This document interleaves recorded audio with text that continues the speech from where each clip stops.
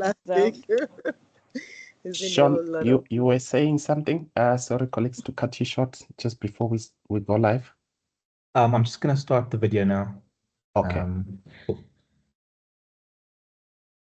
thank you.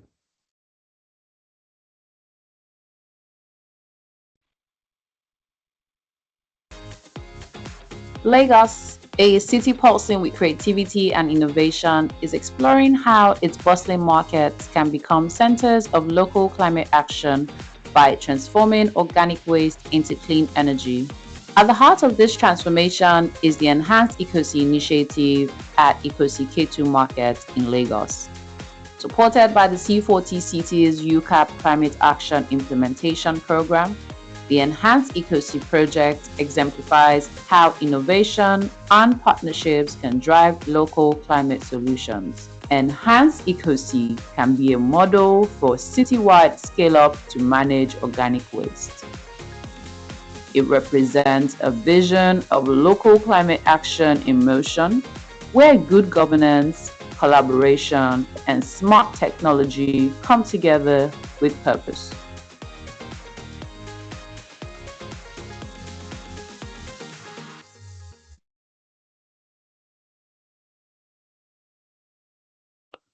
Good afternoon, colleagues and all. We welcome you into yet another episode of the Lunchtime Chat.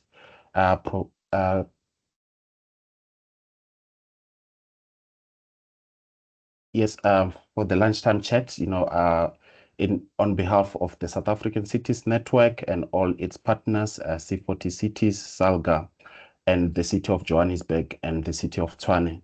So today we are going to be looking at integrated approaches to African urban waste. In this webinar, we are going to be looking at, sharing learnings from organic waste diversion at two different scales. And on one end, we are going to be looking at community-led initiatives, focusing on the city of Tshwane and its wide approach and at the city level, looking at a case in the city of Johannesburg. We're also going to be exploring, lessons from these approaches in order to provide guidance for other cities intending to, or already in the process of implementing sustainable waste management with a focus on different aspects from separation at source and organic waste management. Some of the thematic areas that we are going to be discussing, today, just to give a high level,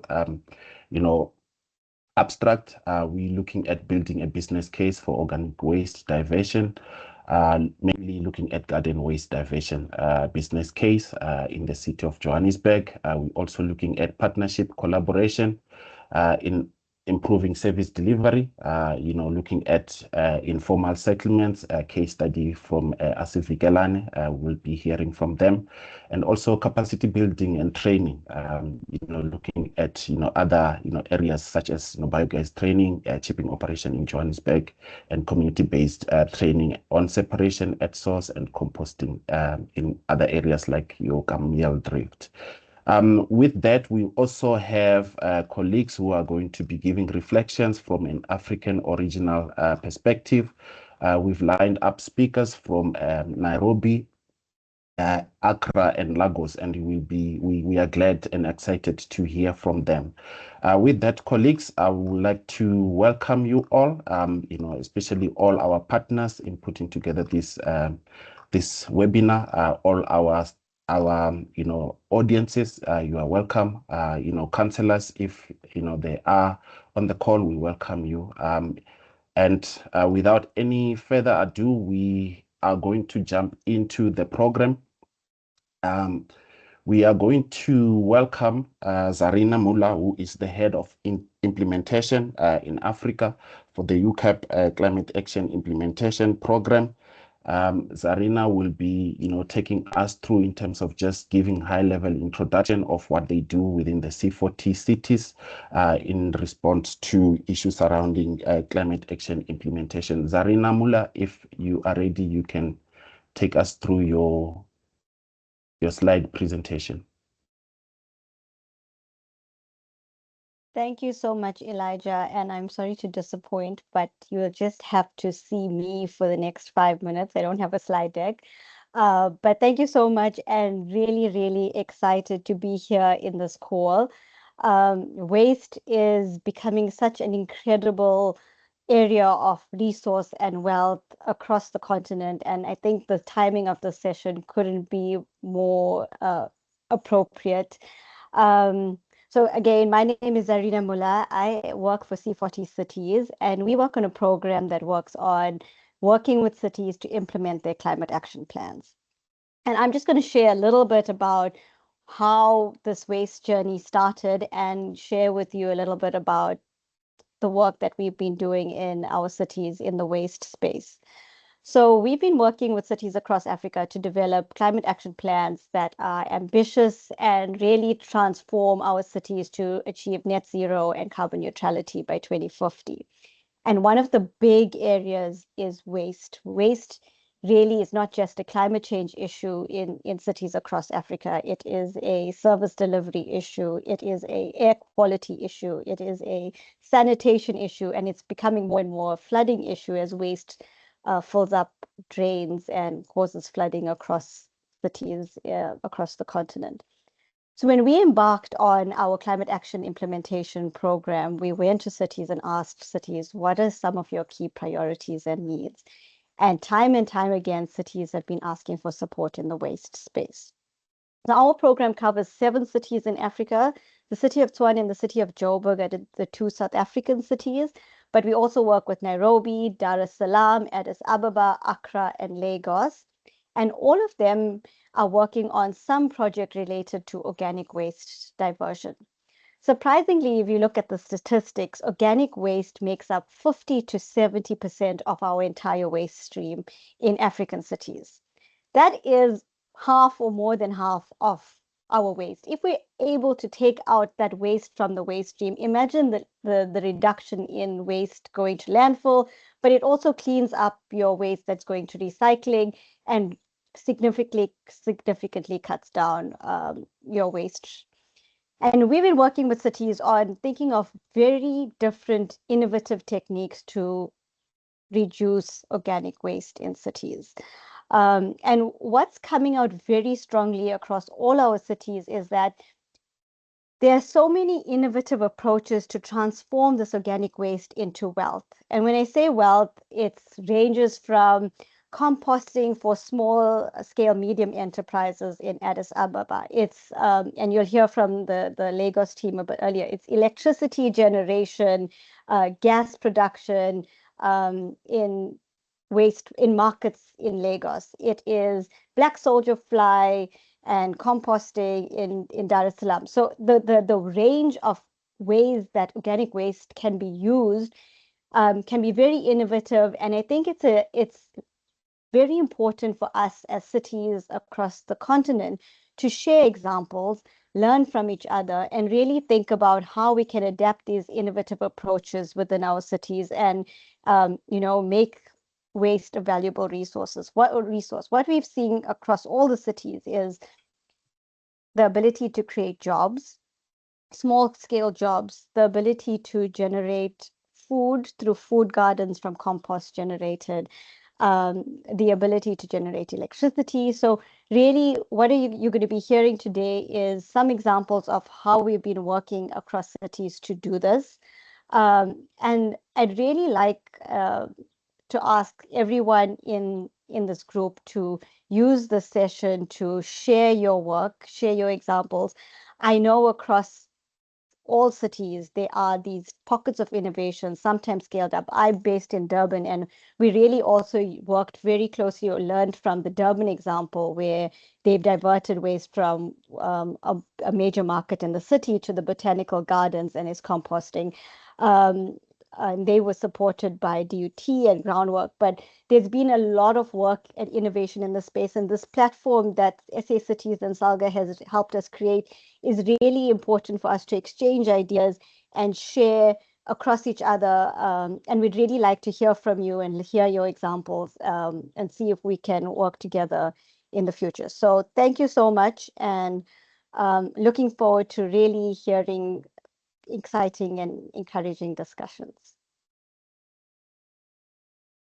Thank you so much, Zarina, for that, wonderful, contribution and input in terms of, introducing to us exactly, what we are here for and, the challenge that we are facing, be it, you are in Africa or any other region. Waste is a daily problem that we are facing, and it manifests in different, forms, as you have rightly indicated, that equality in terms of disaster, flooding that we have been experiencing in, various regions in South Africa and the continent at large, to an extent, waste has something to do with that.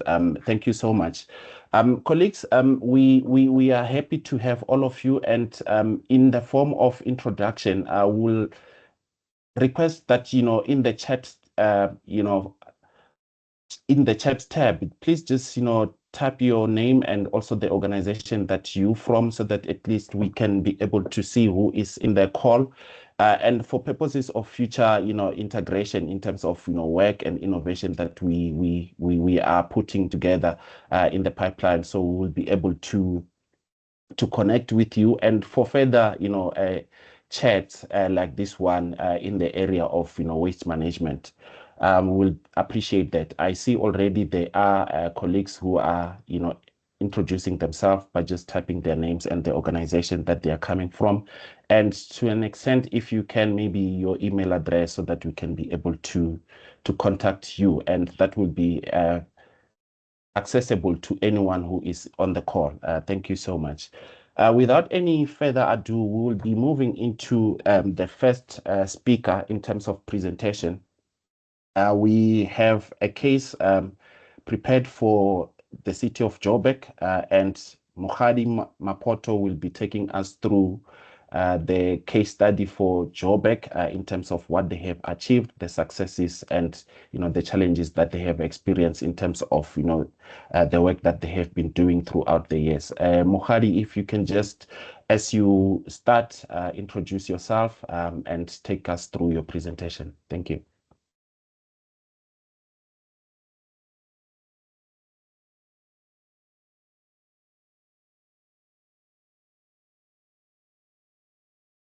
Mohadi, if you are speaking, you are on mute. Good afternoon. Thank you, Elijah. Can you hear me now? Yes, please go through. Thank you. Let me try to share my presentation. Can you please confirm if you can see my presentation? Yes, we can see your presentation. Just a quick introduction, and also just put your presentation in slide mode. Thank you. Is it on slide mode? Yes. Okay, thank you so much. Good afternoon, everyone. My name is Mohadi Mapoto. I'm from the city of Johannesburg, under Environment and Infrastructure Service Department. We are responsible for waste management and regulation within the city of Joburg, but I specifically had sustainable waste management projects and minimization projects. So today we'll be presenting about our garden waste diversion in collaboration with C40. So I will give a project background, and when I'm done, I will hand over to my colleague Thomas to take us through the actual project implementation and where we are up to date. So in terms of our problem statement, as we know, city of Johannesburg is overpopulated. We have about 5 million people in the city of Johannesburg, and that has caused us to have increased waste generation. And we're also experiencing the challenges in terms of waste diversion. Our waste diversion is very poor, it's not adhering to our target that we have stipulated into our integrated waste management plan. and policy. And then we also have our infrastructure. We do not have adequate infrastructure to handle the amount of waste that is generated in the city. We also have a challenge in terms of our community-based awareness and education in terms of our waste management hierarchy, that including the recycling as well. So we still need to do more work in terms of our awareness. So as a city, we have put intervention in terms of addressing the challenge of increased waste generation and disposal. So in our intervention, as we have set the target in our IWNP, we want to divert as much as possible waste away from landfilling. And so in that, we are also partnering with our informal sectors, which is our waste pickers. And then we're also implementing alternative waste treatment technology, which this project that we are talking about, garden waste diversion, is falling under that alternative waste treatment technology project. And then in terms of our goal, our main goal as a city is to reduce the waste generation that is going to the landfill site. And also as an environmental department, we also need to make sure that we minimize environmental degradation and have the environment protected for future use.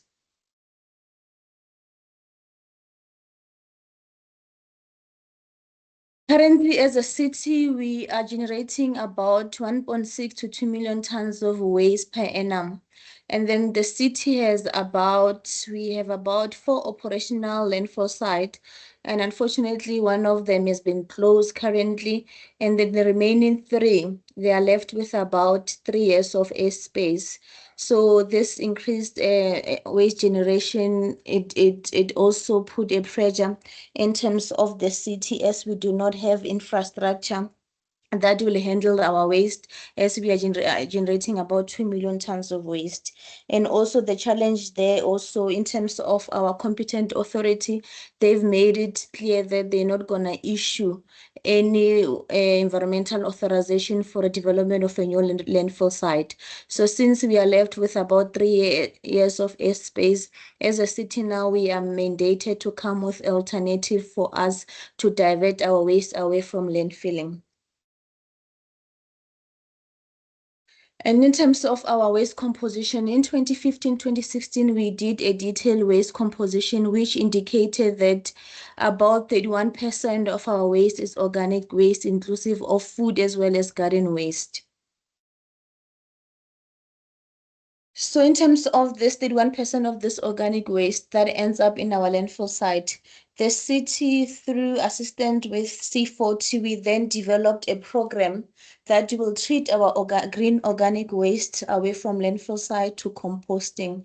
As we have indicated, our main objective is to reduce the amount of volume of waste that is going to our landfill site, including that 31% of our green waste that was currently going to our landfill site.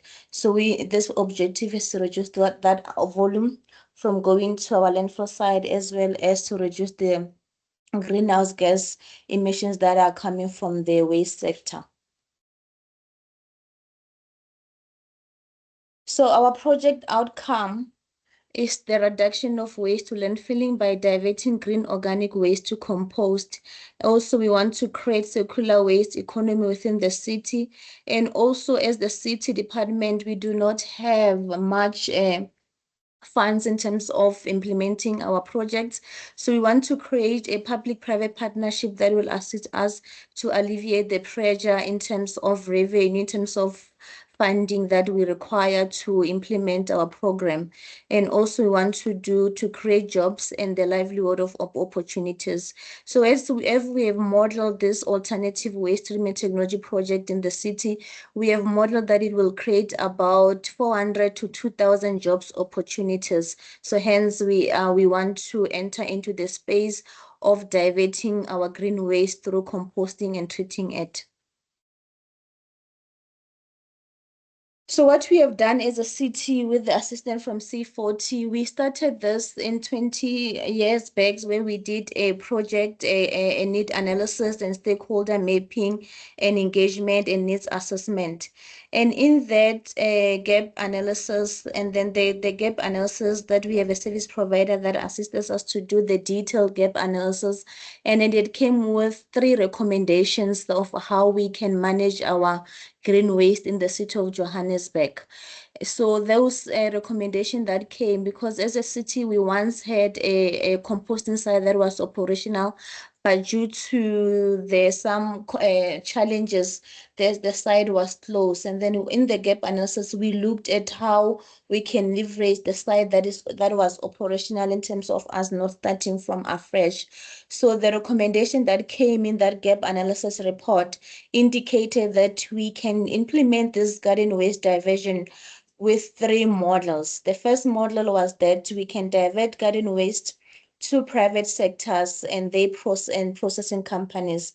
And then the second model was that we can continue to own our own composting as a city level, including reopening of the panorama garden site that was once operational to treat our garden waste, but now is no longer operational. And the third model was that a combination of having the public sector and the private sector coming together to come with options and treatment option for diverting this garden waste. And also as an addition, just as we are sitting right now, there was also a directive that was issued from our competent authority to pick it up as our operational waste management company that no garden waste and food waste is allowed in our landfill site. Then this program is very vital and important for as a city to ensure that we adhere to the conditions of our environmental authorization that was issued by our competent authority, and also to try to beneficiate from the garden waste through composting, and also to divert as much as possible waste away from landfilling and increase the lifespan of our landfill sites and also creation of jobs. So I've come to the end of our background. So I will hand over to Thomas just to go into details what we have done when we look at those recommendations of the gap analysis and what we have implemented so far. Thank you, Thomas. Over to Elijah.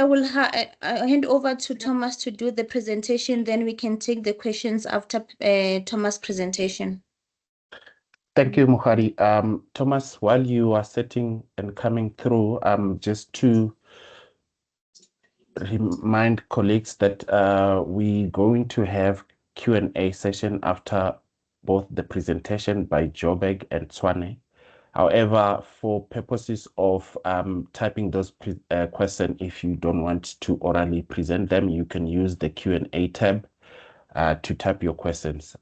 Please also introduce yourself in the chat tab by just typing your name and also your email and also the organization or institution you're representing.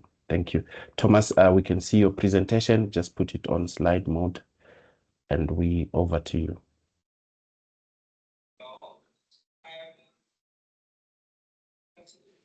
Good afternoon, colleagues. My name is Thomas Lamini with EISD Waste Management and Regulation Unit. So this presentation would outline the City of Johannesburg climate action implementation progress under the unit with a specific focus on green or garden waste diversion outcomes to date. I will just get straight to the summary of the work undertaken between 2022 and 2025, highlighting both progress achieved and the direction forward. A comprehensive gaps and needs analysis, as Ms. Mokhadi said, was conducted to identify barriers to effective green waste diversion across the city of Johannesburg. The assessment covered operations, infrastructure, governance, financial systems, regulatory compliance, data management. The findings were insufficient operational equipment, aging infrastructure, underfunding, and weak monitoring, reporting, and verification systems. Systematic gaps included limited coordination between the city entities, low engagement with private processors, absence of large-scale composting initiatives, and weak waste flow tracking.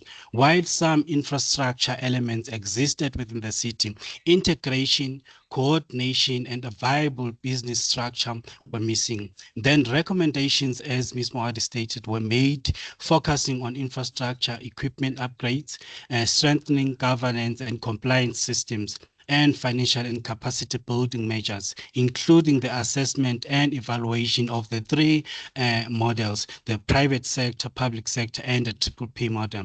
Resulting model will then enable the envisioned grain or garden waste flow from collection at the source or point of generation to the site, which is the garden site, and then the chipping will then be the chipping of the green waste will then be processed on the garden sites. And then private processing companies will then come collect that waste from the garden sites and then divert it from landfill. This transforms waste from a disposal challenge into a resource recovery opportunity. With limited landfill airspace and high volumes of green waste being landfilled, a structured business case was required, a recommendation made by the gaps and needs analysis. The business case that will assess and evaluate the three models that were mentioned in this business case. The financial and multi-criteria analysis showed that the hybrid model offer the best balance of sustainability, scalability, and risk sharing. The triple P model was then recommended as it leverages private expertise and investment while maintaining municipal oversight. This modeling confirmed that green waste diversion is economically viable and reduces municipal financial exposure through reduction in landfilling and transportation costs. Then after the business case, there was a need to assess the readiness of the garden sites where the diversion operations or processes will occur. 25 out of 58 or 48 of Pick It Up's garden sites were assessed, and simultaneously while that was occurring, 30 operators were trained on safe and efficient cheaper machinery use. Evaluations of the garden sites covered operational performance, compliance with NEMA and NEMA, the National Environmental Management Act, and also the Waste Act and other regulations, site infrastructure, safety, and improvement opportunities. The key findings highlighted major equipment shortages, low throughput, and limited compliance, particularly stockpile management and high transport costs. And the analysis indicated that 40 to 60% of the garden waste could be diverted from landfill. And that presents a significant revenue opportunity for composting for the city. The proposed improvements include modernizing the equipment, optimizing workflows, implementing compliance audits, and establishing compost and mulch markets. Cost recovery, tariffs, and integration into the city circular economy programs were recommended to ensure long-term sustainability. The training and capacity building were critical to operational success and improving safety, efficiency, and reliability of cheaper operations. The site assessment identified priority locations for strategic cheaper deployment based on space, access, infrastructure, and compliance to maximize impact. These three sites will be discussed further in other slides. This is the current operational model for green waste diversion since September 2025, which begins at the point of generation where green waste is collected and transported to Pick It Up garden sites. At the garden sites, the material is chipped on site. The chipping reduces the volume, improves handling efficiency, and prepares the material for onward processing. Once chipped, the material is collected by a private partner under partnership arrangement. At this stage, the public sector's role concludes with the offtake of the chipped green waste. The private partners, which either Pick It Up, private partner would either pick it up and JPCZ partnered with through the use of an MOU, the Memorandum of Understanding, then transport such said chipped material to their composting facilities where it is processed into finished compost. The compost is subsequently marketed, sold by private partners to end users. The key challenges that were encountered in the implementation of such program were primarily operational and institutional rather than technical. Firstly, infrastructure readiness at the garden sites was a major consideration. Some sites required upgrades, preparation before deployment could take place. Secondly, operational coordination across multiple entities required a clear role definition and alignment to avoid delays and duplications of the same program. We also identified skills development needs, particularly to ensure that on-site teams could operate the equipment safely and efficiently. Another critical area is the private sector partnering contract or MOU structuring. These partnership models required a careful design to clearly define responsibilities, risk allocation, and offtake arrangement. Finally, data collection systems needed strengthening, and reliable data was essential to track diversion volume and monitor performance and supporting reporting against waste management and climate targets. To address the challenges, we adopted a structured and risk-managed approach. Firstly, the site assessments that were conducted before the deployment evaluated the infrastructure, of course, the space availability, utilities access, and operational suitability. The training that was provided on-site teams reduce operational risks, improve equipment handling, and strengthen overall safety and efficiency. We implemented a phased deployment approach starting with 3 priority sites. These allowed us to test the model, refine processes, and manage risk before scaling.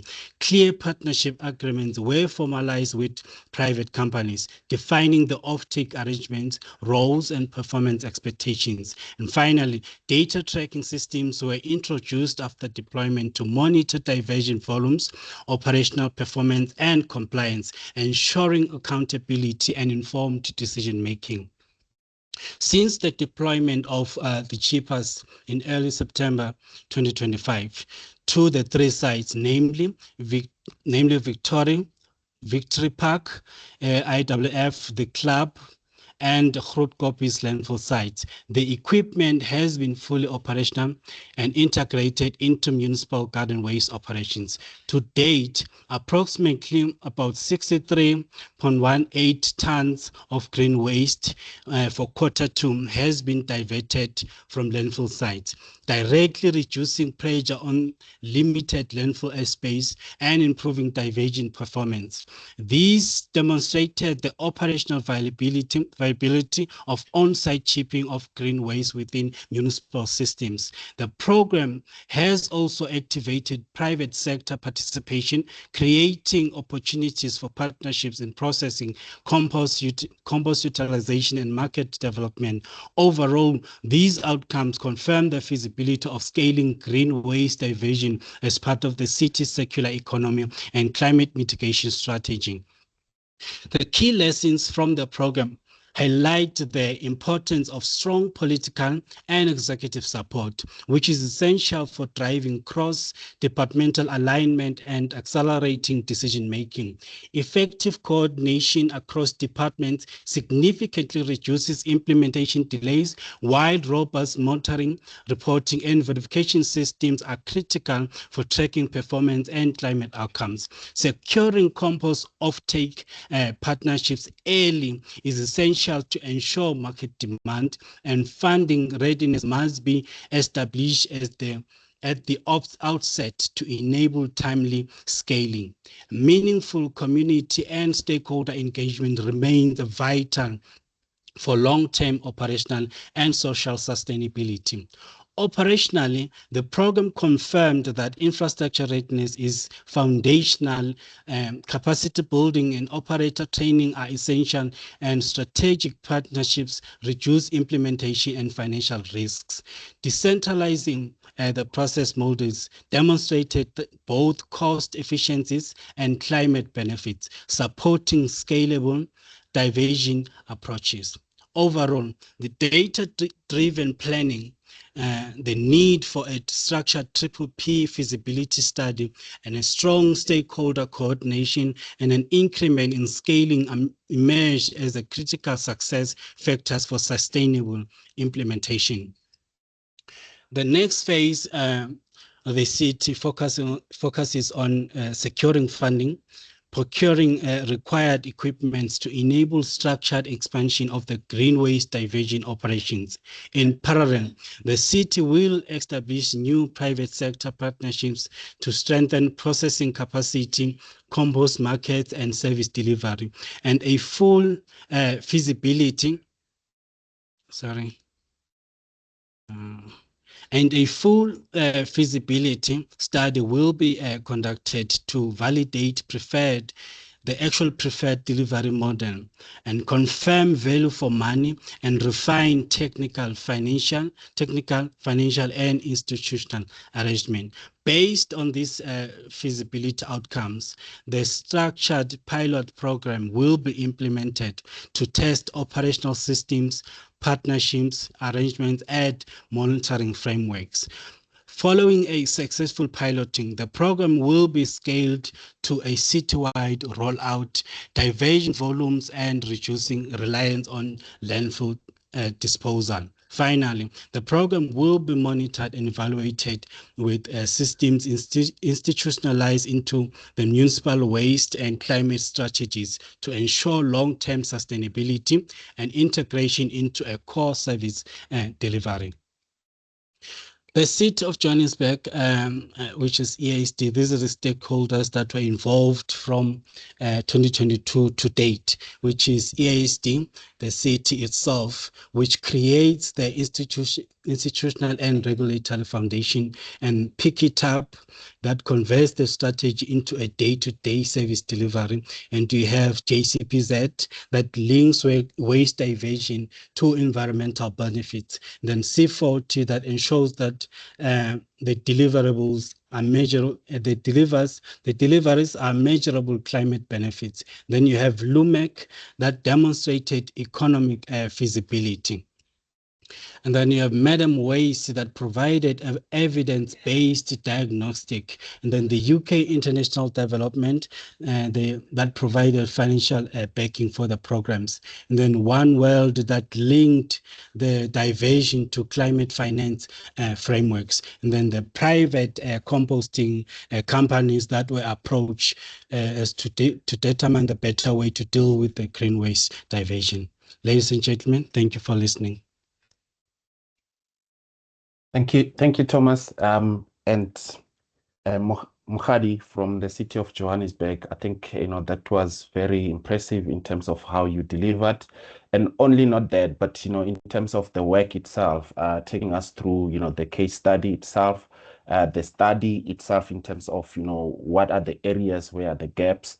The success, therefore, since the implementation of the recommendation from the study, and also taking us through to the futuristic implementation in terms of what are the next steps in terms of ensuring that we optimize the results from this wonderful work that has been done. Thank you so much for the City of Johannesburg. Colleagues, if you have any questions, please utilize the Q&A tab so that at least you don't forget the questions. We are going to move to the north of Jukskei, now to the city of Tshwane, where we'll have two presenters, Mamonari Chweu and Tando Mhlanga. Mamonari, if you can just do a quick introduction as you are setting up your presentation, you can put it on slide mode. And then after that, you will be followed directly by Tando Mhlanga, who's going to take us through the Asivikelane case study. Over to you. Okay, good afternoon, colleagues. Can you see my presentation? We can see your screen. I think you are sharing the screen right now. Okay, if you can just share the presentation.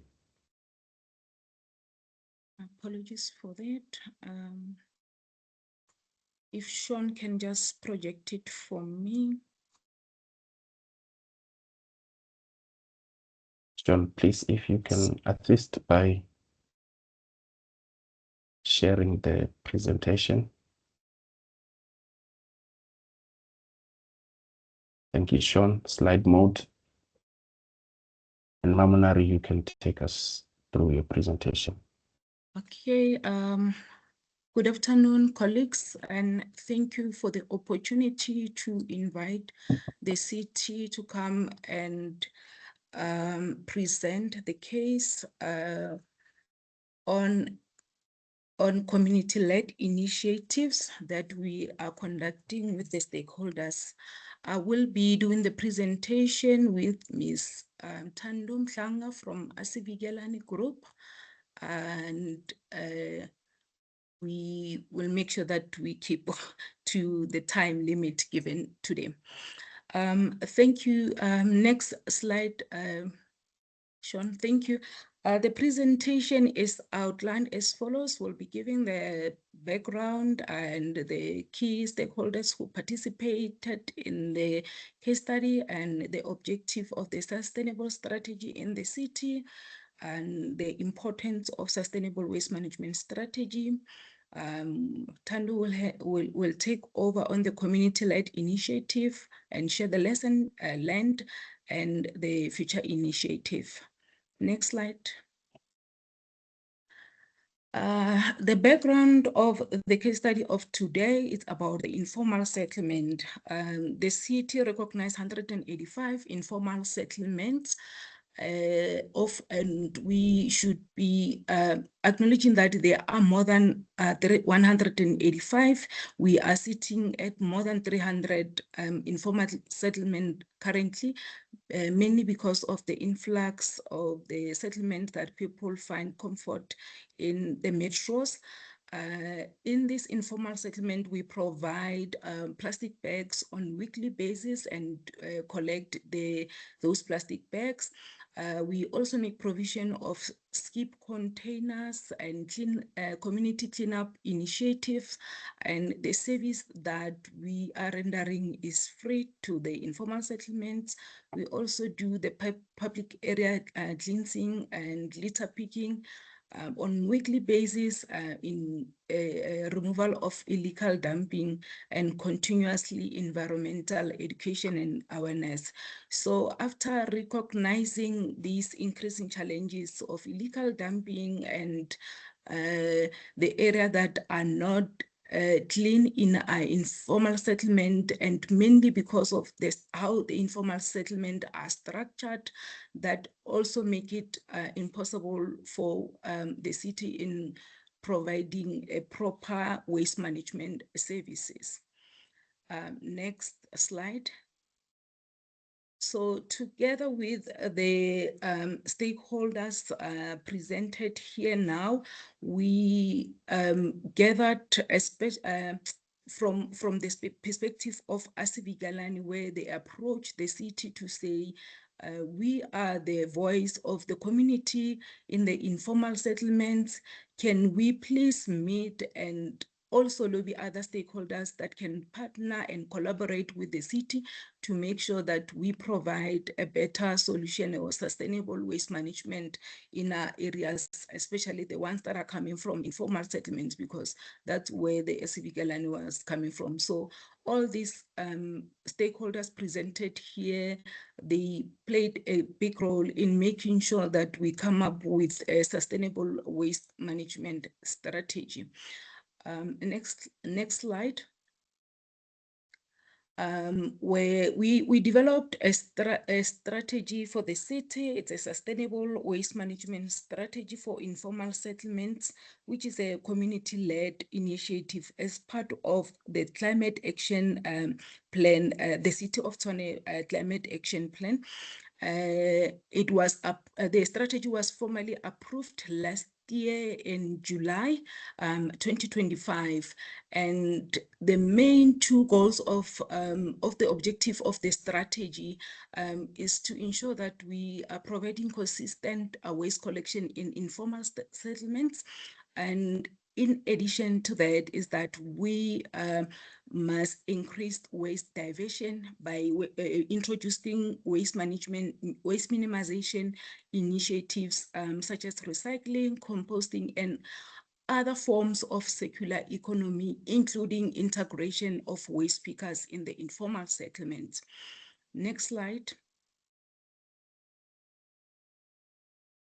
The importance for our sustainable waste management strategy in the city was that we wanted to address the waste management challenges faced in the informal settlement, also to promote waste minimization initiative and make sure that our environment has friendly practices for the community. Also to empower residents through community-led initiatives, because they were providing many solutions and they wanted the city to come on board and other stakeholders to make sure that they are empowered in making sure that they are the leaders of those initiatives. And also to align to city strategic goals in creating clean and sustainable cities, clean, sustainable and resilient urban environment, and also to integrate informal settlement into a broader urban waste management framework by supporting social economic development. I'm going to hand over to Ms. Tandum Mhlanga, who will be presenting to us the community-led initiatives through this sustainable waste management strategy in informal settlement as a case study. Thank you. Over to you, Tando. Thank you, Mamanare. I hope everyone can hear me. Afternoon, colleagues. Next slide. Okay. Before we carry on, I just want to explain quickly what Asivigelane is. Asivigelane is a campaign. We have several organizations who work with informal settlements that are part of this campaign.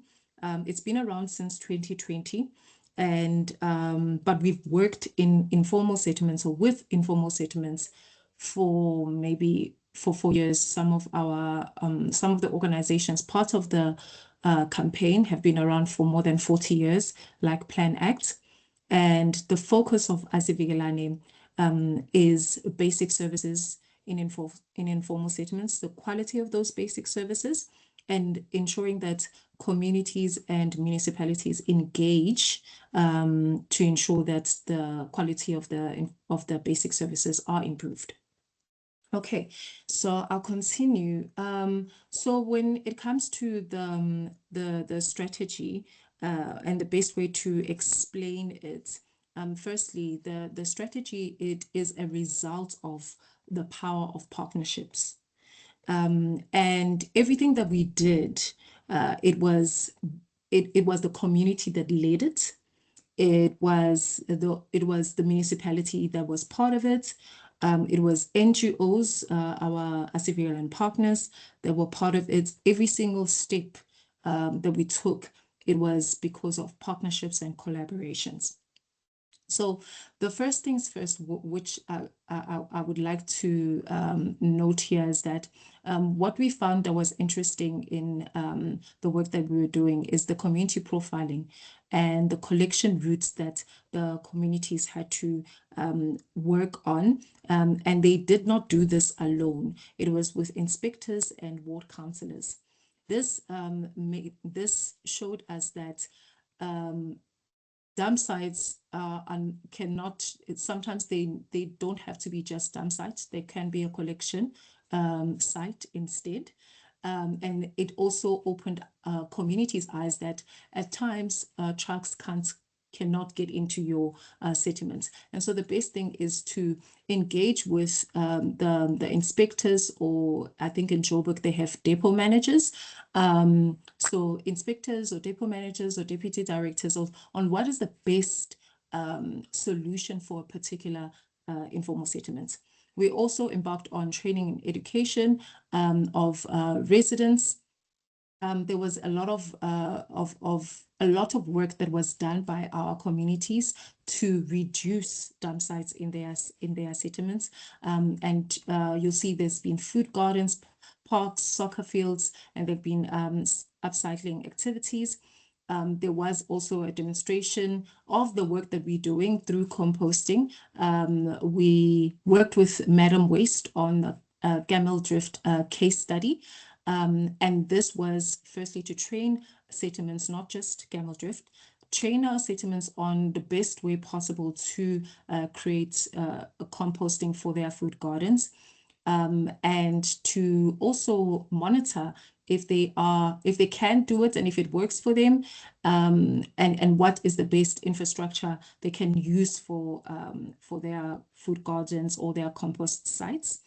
And of course, I've mentioned that composting took place in other pilot settlements, and this was in households as well as in demarcated compost sites. Next slide. Okay, so I have a few pictures here just to give you guys an idea of what has been going on in Tshwane. As you can see, there's been a food gardens. There's been upcycling activities. Our communities, they have been creative because now they've learned a lot about recycling and upcycling. There's also been parks. We have really great stories like in Itirileng and in Pumulong, where there's been several, like in Itirileng, there was 23 dump sites in that community before we started working on the strategy. And now there are only 3 dump sites there. The dump sites have been turned into food gardens, parks, anything that they can use. So yeah, it has been work and a lot of engagement and a lot of work from our community members and our community facilitators. And then also a really great story which made us very excited. There was a dump site in Pumulong. It was turned into a soccer field. I have never seen that before, but yes, that actually happened. And of course, our community facilitators, we call them community facilitators, our community leaders, they have embarked on upcycling activities. Okay, next slide. Oh, okay, so this is the demonstration that took place where Madam Waste and C40 had assisted our communities in learning how to make compost, how to make healthy compost, and practically doing it. So this was through not just demonstrating, but also training as well, and being on site and having a look. So now on the right, on the top right, we have good news that they have healthy compost at Gamel Drift that they can use for their food gardens. But not only that, the work that was done in Gamel Drift, it filtered out to all of our sites. We've done monitoring where we've seen that in a lot of the households and a lot of community representatives that were in these workshops, after learning how to do compost, they've embarked a lot on food gardens. They're more interested on composting, and we saw that composting is like it could be the first step into changing things. It's not just recycling, but composting, because it gives certain results. People get food. They start their own food gardens. They can sell their compost. They can sell they can sell the food, the vegetation that they get from the food gardens. So we've seen a lot of work taking place on the ground in these settlements. Next slide. Okay, lessons learned in doing this work. Firstly, the strategy, while the strategy was being written, we were actually doing work on the ground. We learned while going, we were moving very fast. It took us, I think, a full year to actually do everything, do the activities, have it written, and I think the following year, that's when it was accepted by council. A really big lesson that we learned is that in this process, you need all officials to be part of this work. From those who work, who inspect service providers, who monitor them, to officials who write policies, officials who are decision makers. Because we've noted that you can have a meeting with the policymakers and decision makers, but if something is not done on the ground, and the officials that are on the ground that see these dump sites, that monitor the service providers, that see things that we do not see, or experience things that we do not experience, the work is delayed. But the great lesson, and we've learned that our community leaders or community facilitators have worked really well with inspectors and ward councillors to do this work. They still do. They are able to engage with inspectors. They're able to call directors and let them know how things are going on the ground, and let them know even if they don't have plastics. So this has improved relationships between communities and the municipalities. The pros and cons to collaborating without a formal partnership with the municipality. So what we believe is we need to do the work on the ground. We'll think about formality afterwards, because people are experiencing health issues. Waste is a really big problem in informal settlements, and sometimes they experience discrimination where people from formal areas and suburbs, they actually drive into their communities and dump their waste there. So the work that we do is urgent. And so the pro in that is we can do the work, we can be very quick with it and work with municipalities in that way. We prefer that. But at times, we've seen recently that if we want to apply for funding that can assist the city, and we might have to have a formal partnership, like an MOU. That's the type of formal partnership. But we've seen that MOUs can take a long time. The red tape is really interesting. So we shy away from it, but it's also a con, because we can see that it could open doors for us to make sure that this work is sustainable. Okay, the need for employment programs that are community-based. So how we achieved this, the rehabilitation of dump sites, it is because our partners like Planet and One-to-One, they applied for social employment fund and they actually got it. And through that program, they've been able to provide stipends for community members that work with Asivigilane. Some of them have been working with us for years. And that has helped a lot to make sure that food gardens are actually healthy, to ensure that there is door-to-door education in their communities. And what really helped with the SAF is that it's community-based and it's not ward-based. And we've seen that if something is ward-based, someone from another community will come into a different community, and it's very difficult to hold that person accountable, and it's difficult for them to hold the community accountable. If your neighbor says to you that, hey, please use a plastic to dump your waste and don't just throw it here, please use this plastic, or please bring your plastic to this collection site, it's better than having a stranger try to educate you. That's what we've learned. And so the programs like EPWP, we are advocating that they become more community-based than ward-based.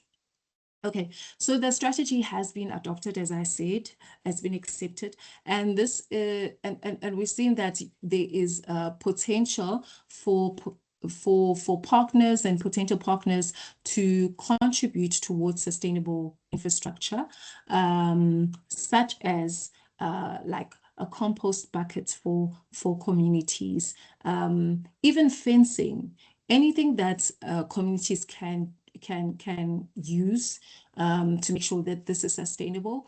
It will really help. And I think that now that we know that the strategy is adopted, that means there needs to be budget for it. But not only that, that means there needs to be support from other parties in the city when it comes to waste minimization. Next slide. Okay. If we can move towards wrapping, Tando. Yes. The future interventions, the last slide actually. Excuse me. So future interventions that are needed, we need consistent waste collection. We can preach circular economy and waste minimization as much as we can. If waste is not collected in any community, it makes it difficult for anyone to recycle. And in the provision of waste minimization infrastructure, as I've mentioned, that there's a lot of there's a lot of motivation when it comes to composting. So it would be great to have something like a compost starter kit, whether it's a compost bucket, whether it's sawdust and things like that. There are different ways that communities can be supported, and it does not have to be expensive infrastructure. And then, yes, these initiatives need to be scaled up citywide and replicated in other municipalities. We can see that this actually does work, and it works in informal settlements in the poorest of the poorest communities. So it is possible. And embed waste minimization practices into policies like the bylaws. I think that the Tshwane waste management bylaw is very, very it's outdated, and this type of work needs to be included there.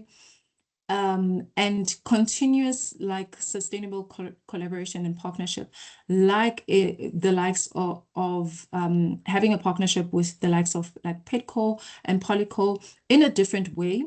I think that there is a need for a different type of partnerships for PROs, where it's not just they give training at an ad hoc level. I really believe that there's another way they can contribute, and of course continuously update based on feedback. There needs to be continuous monitoring by communities, which is currently taking place. And that is it from my side. Thank you so much. Thank you so much. What a presentation.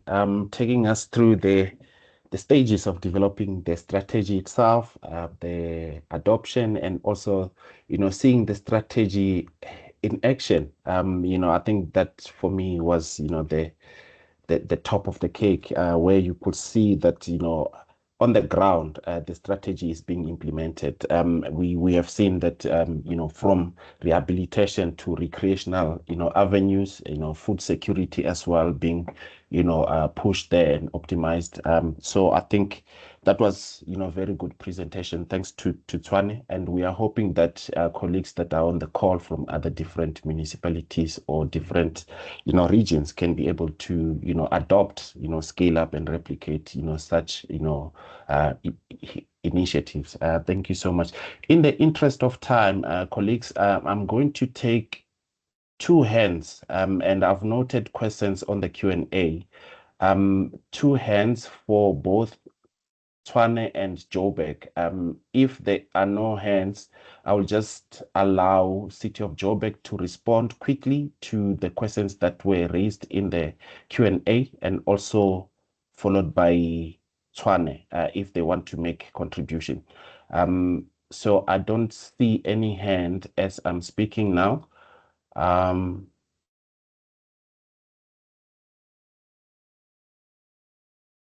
Okay, I see one hand. Mukhadi Matuludi, please just quickly straight to the question, and who are you directing the question to? Thank you so much, Elijah. Good afternoon. The question is directed to City of Tshwane. I was trying to put in the chat, but I just wanted to get from the experiences, what does it take to alleviate or to turn community-led initiatives like themselves to transition into a successful enterprise that is more sustainable in a place where there wouldn't be any more funding continuity? Thank you. Tshwane, between Mamonare and Tando, please, quick if you can respond to that. Okay, thank you, Chair. To alleviate this, like we are saying in the last slide, if we can have the support and collaboration of other stakeholders.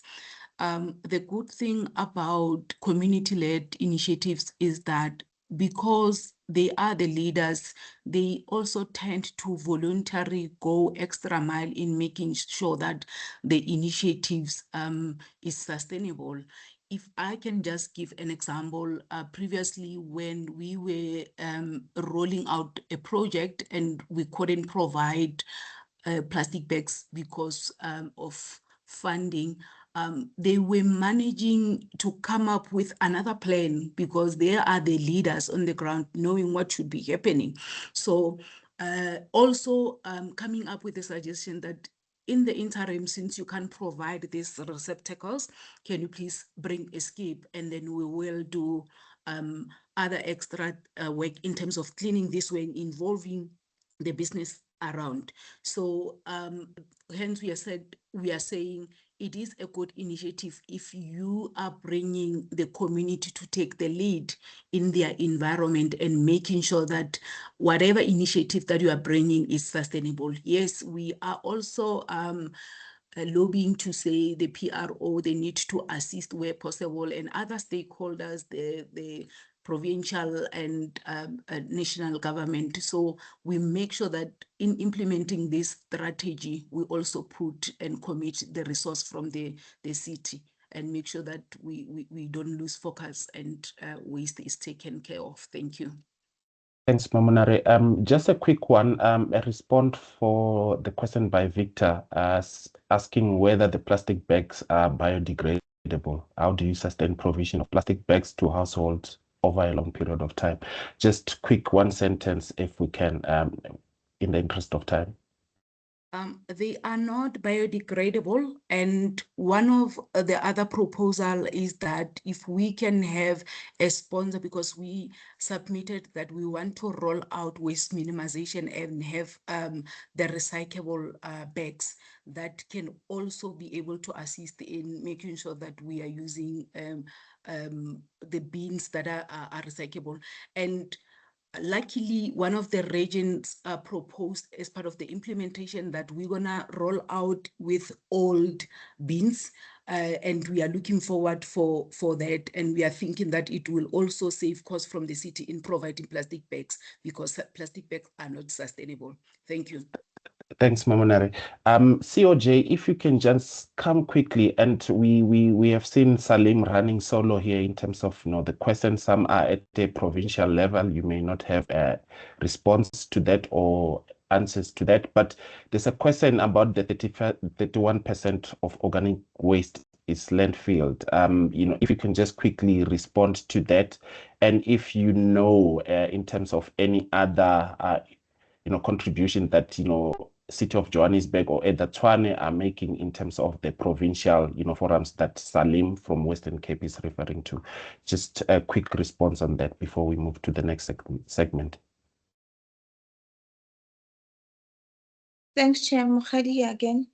So in terms of the 31%, so remember every treatment options is dependent on the types of waste stream that is we are trying to treat. So for the purpose of the project that we are presenting here, which is green waste diversion, so that project, the treatment is composting. But in that 31%, we also have component of food waste.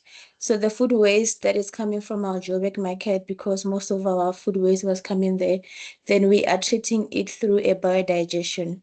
So the city is in the process of developing a biogas plant that will treat our food waste and turning it into biofuel that will be utilized for our metro buses for the pilot.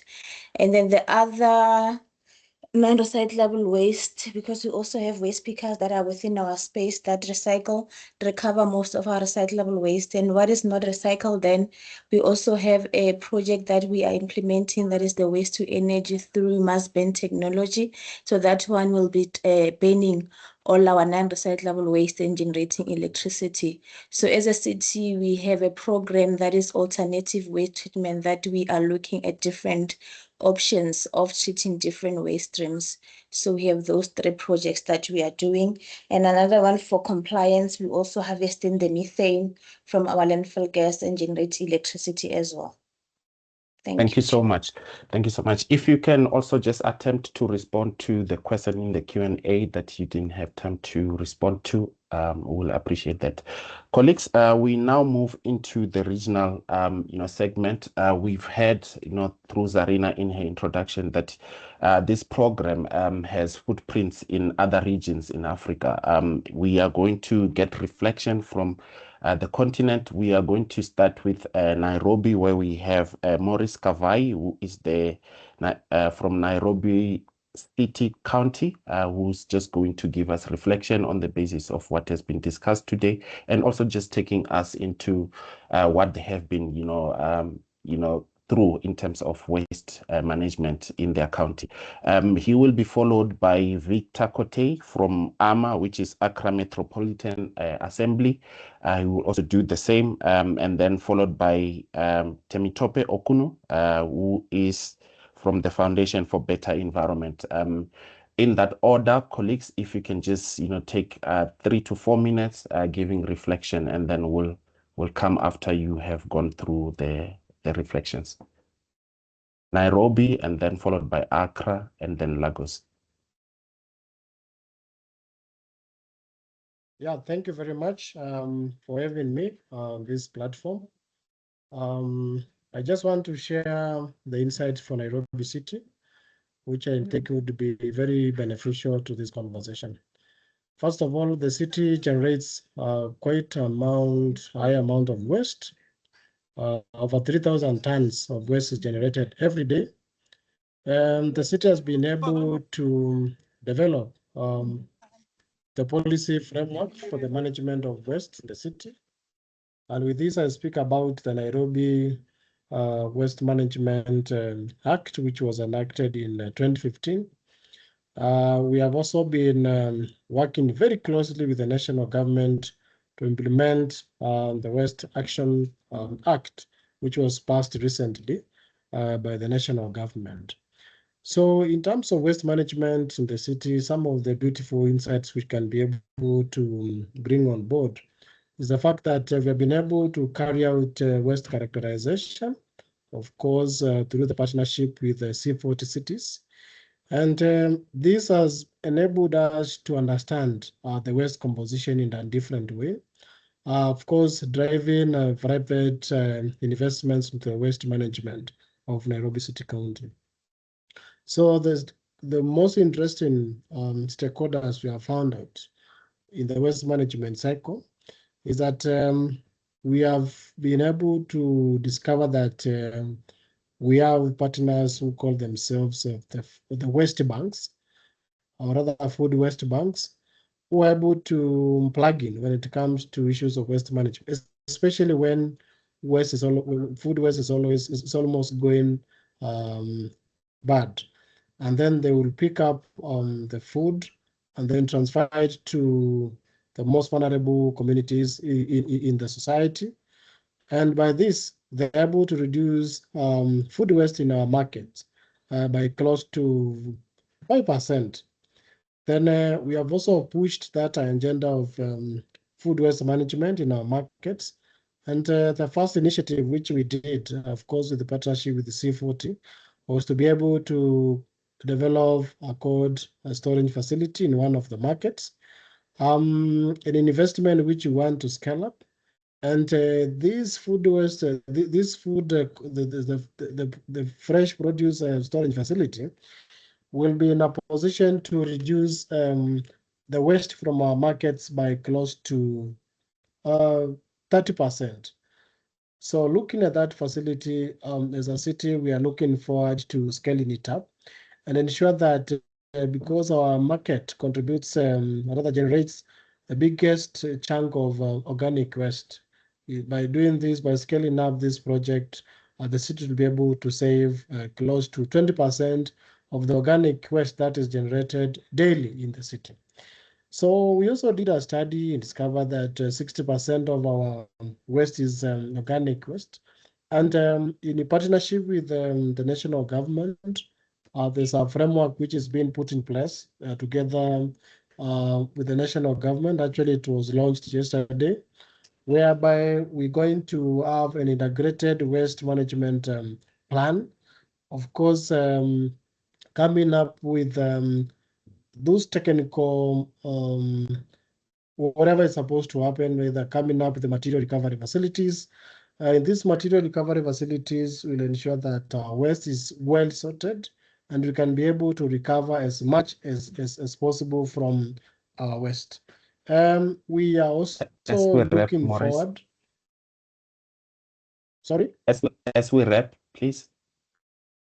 Yes. We are also implementing the circular waste management plan for the city. And we are looking forward to now not only to focus on the recovery part of it, but the issue of reverse engineering when it comes to issues of waste management. We were asking ourselves, what does it take for one to build, let's say, a plastic? And then we are looking at how we can be able to reverse that process so that now we can be able to understand the building blocks of particular components which we feel are very harmful to the environment. And with this, we want to work very closely with industrialists, of course, the National Environmental Management Authority, which is also very keen in implementing the extended polluter responsibility. So what I can say when it comes to issues of waste management is that this is a space whereby a lot is supposed to go in terms of planning. And as a city, we are also using the air quality actions to drive waste management in the city. And how are we able to do this? Like yesterday, we were able to track, waste burning, and the city was able to take action, particularly in areas where we have installed our air quality monitors, because they're able to pick, high concentration of particulate matter, which comes from as a result of waste burning. So we cannot solve the issue of waste burning in cities, and therefore we have to apply multifaceted approaches. We have to work with partners. We have to ensure that there is a very strong collaboration with all these stakeholders because they really provide very good platform for the implementation of these policies well. And lastly, I cannot forget the role which is played by data. Data is very critical because it enables cities to plan for waste management practices. There is need for cities to get that capacity building in terms of how much investment should go into particular spaces when it comes to waste management. So our clarion call for the city is to really look forward to working with cities which have advanced in the issue of waste management, so that we can have those building blocks which we can use as a city of Nairobi to strengthen our waste management practices, and of course ride on the already existing support of politically and also the institutional support, because right now as we speak, we have been able to employ over 5,000 staff who are particularly focused on waste management. Sorry for taking your 1 minute. Thank you very much. for having Thank me you once again. thank you so much, Maurice. I think what we're gathering here is that we need to have another episode where we can give colleagues more time to just share with us in terms of what they are doing on the ground. We'll move to Victor Kotei from Accra. Victor, as well, if you can just, try and compress your reflection and insights to not more than 4 minutes. Thank you. Thank you very much, and good morning. It's still morning in Accra. For the sake of connectivity, I would like to still turn off my camera while I do my delivery. Accra generates about 2,000 tons of waste, and in our last city level waste categorization, over about 53% of waste generated in Accra is organic waste. Most of this, over 90% of organic waste collected in Accra ends up at various landfill sites. As a city, we have a minimal capacity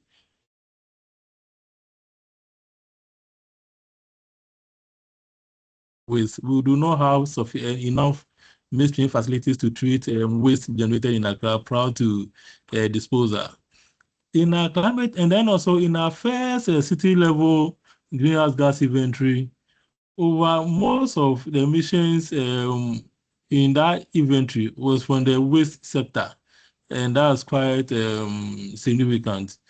In our climate action plan, we have several priority actions in the waste sector, but the objective collectively is to expand waste collection coverage, as well as divert organic waste from landfills, and then also increase the organic waste treatment capacity of the city of Accra, and then also to mainstream climate activities into the city's development plan.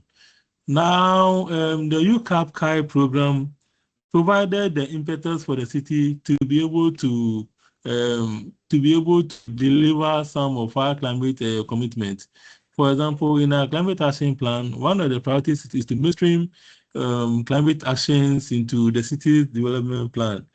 And we were able to successfully do this through the UCAP CAI program, because as part of the interventions from the CAI program, the city was able to develop a mainstreaming strategy with the help of C40 under the CAI program. And this forms the basis for integrating or incorporating climate actions into our city's medium-term development.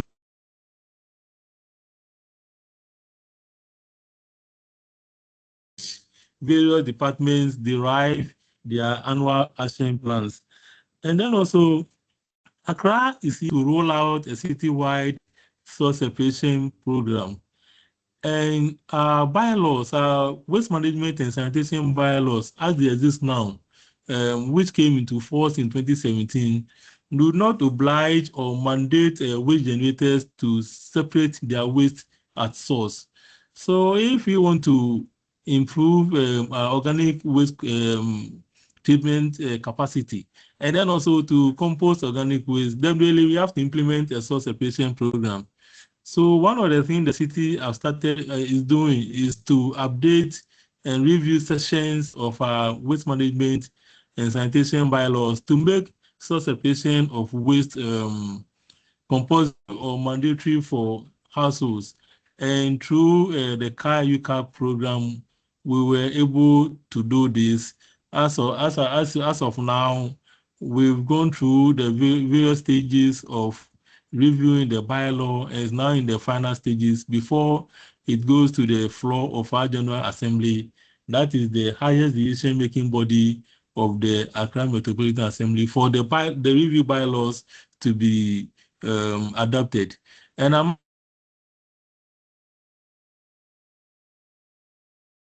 Victor, other sections of our bylaws that responds to climate change adaptation mitigation. And then also the city do not have a waste management plan. Closing, Victor. So hello. I'm saying in closing, please, just one sentence. Okay. So through the UCAPCI program, we'll be able to develop a waste optimization strategy, which is more or less the waste management plan for the city of Accra. And then also capacities of city officials as well as other stakeholders have been developed to be able to contribute to the city's delivery of our climate commitments. So for the sake of time, I would like to end here and probably have some other forum to be more explicit on some of the actions. Thank you very much. Thank you so much. We'll get to the next forum. Definitely there is a need for that, so that we can share our learnings throughout the regions or the continent at large. Thank you. We'll move to the next one. Temitope Okuno, please, if you can just come and summarize your insight and interventions from Lagos. Okay.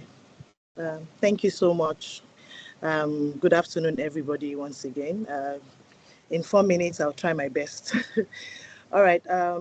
As you know, that Lagos State is one of the fastest growing cities in Africa, generating enormous economic opportunity, enormous waste. And right now, Lagos is generating 13 tons of waste daily. Organic waste is about 50%, and you find out that there is a lot of improper waste management as well. So when organic waste is poorly managed, it produces methane, one of the most powerful greenhouse gases that contributes to flooding, sanitation challenges, and lost economic value. And there were a lot of opportunities created with the project that was executed in Lagos State, the EcoC biogas project. And with this, you know that, it's the waste materials generated in this market contribute significantly to methane emissions, flooding, like I said earlier, public health risk, and different economic loss opportunities. One of the opportunities that we found in the course of this project has been that there was significant reduction in methane, renewable energy transition, circular economy development, climate smart service delivery. There were green jobs creations, fertilizer, eco-fertilizer adoption by the Lagos State government, Ministry of Agriculture. The project was designed and to deliver all these outcomes in one integrated model. The project, of course, wouldn't have been possible without the collaboration of the Lagos State government itself, the C40 cities with the UCAPCI program, the UK International Development, LOMA, which is in charge of the Lagos State Waste Management Authority, Mayana, and of course, FABE International Foundation. Well, the project is, I would say that it followed some sort of a closed loop model, which is adoptable. You find out that in the EcoC market, different waste materials, particularly the spoiled fruits from the market, are actually sorted from source in the market.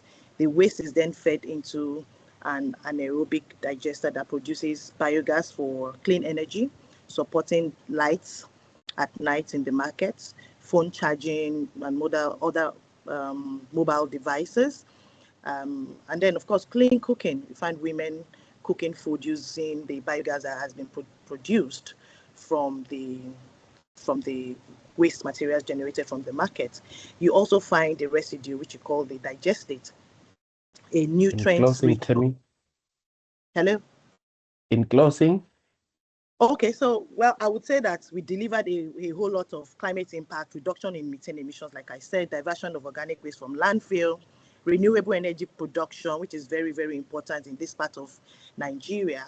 And I would also say that it demonstrates a local-driven strategy, financially viable, inclusive, scalable, and it can be replicated across markets in Lagos State and, of course, in Nigeria. So, in closing, I would say that the EcoC Biogas project actually shows what the climate action works. Best best in this part of the country. And it works best when we solve everyday city challenges. Climate action was moved from policy documents into daily city services, and this is what the Ikosi Biogas project is actually delivering in Lagos State, Nigeria. Thank you very much. Thank you so much for all our contributors from an African perspective. If you can mute yourself. Colleagues, we are totally out of time. We are going to be handing over to Dora Marema, who is the head for sustainability portfolio within SALGA as one of our partner. We've eaten all your time, Dora, so please, if you can just render a few words in closing. Colleagues, thank you so much for your participation and also for your contribution. As soon as Dora is done, the meeting will be adjourned. I won't be coming back to the platform. Thank you, Dora. Over to you. No, thank you very much, Elijah. Can you hear me? Yes, we can. Yes, no, thank you very much, colleagues. I'm gonna try and put my camera on, and I'm not sure whether you are able to see me. My name is Dora Marema. I am with the South African Local Government Association, as I've been introduced. And we are really very excited about this session, the partnership we are brokering. We just recently signed an MOU with C40 Cities, strong family members with South African Cities Network, and we are so excited in terms of this work. I think for us as South African local government, we see the work of these cities as really the work that is trailblazing.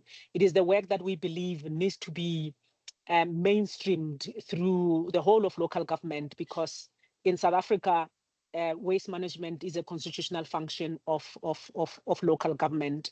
And more, many of our municipalities are being called to divert waste away from the landfill sites and find innovative solutions. So we are really excited to be able to learn from these cities that have just shared some of their best practices, and we are looking forward to fostering partnerships, peer learning, to be able to learn from each one of them, to making sure that, in fact, I think in South Africa many times we are looking to agitate for the next level of cities, which we call the secondary cities, or the secondary cities, to be able to start focusing on some of this work. And it is amazing that they can have some sort of a blueprint in terms of how to go about doing something like this.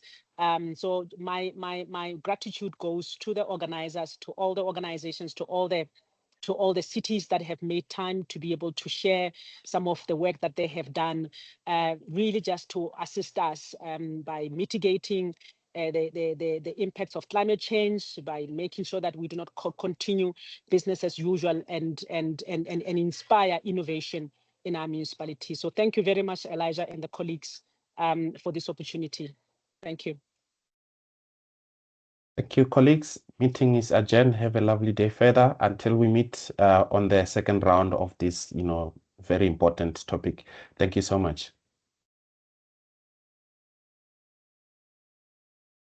Thank you very much.